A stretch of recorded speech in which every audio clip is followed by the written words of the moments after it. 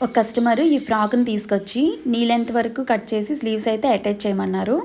నేనైతే knee length వరకు cut చేశాను. రిమైనింగ్ పార్ట్‌లో స్లీవ్స్ అయితే కట్ చేశాను. స్లీవ్‌కైతే చిన్న పఫ్ అయితే ఇమ్మన్నారు. సో, 1½ ఇంచ్ ఎక్స్ట్రా తీసుకొని ఎల్బో వరకు హ్యాండ్స్ అయితే కట్ చేశాను. ఎంతో కాస్ట్ పెట్టయితే తీసుకుంటాం కదా డ్రెస్సెస్ కానీ, శారీస్ కానీ కొంచెం డ్యామేజ్ అయితే పడీకుండా ఇలా రీయూజ్ చేసుకుంటే మంచిదని నా ఒపీనియన్. ఇలా అయితే స్లీవ్స్ కట్ చేశాను. దీనికైతే దిగువ వైపు స్ట్రిప్స్ లాగా కట్ చేసి దానికి ఫోల్డ్ చేసేద్దామని చేశాను. ఇదైతే పఫ్ పార్ట్ చిన్న పఫ్ లాగా ఇమ్మన్నారు. సో, నేను పఫ్ అయితే ఇలా ప్రిల్స్ పెట్టాను.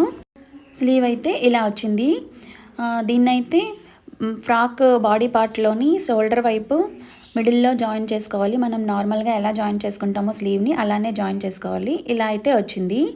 ఇప్పుడైతే డ్రెస్కి ఫిట్టింగ్ అయితే వేసుకోవాలన్నమాట. స్లీవ్స్ వైపు వేసుకొని జాయిన్ చేసేయటమే. దిగువ వైపు పీకో చేసిన తర్వాత ఫ్రాక్ లుక్కే మారిపోయింది. వీడియో నచ్చితే లైక్ చేసి సబ్స్క్రైబ్ చేయండి. Thank you for watching.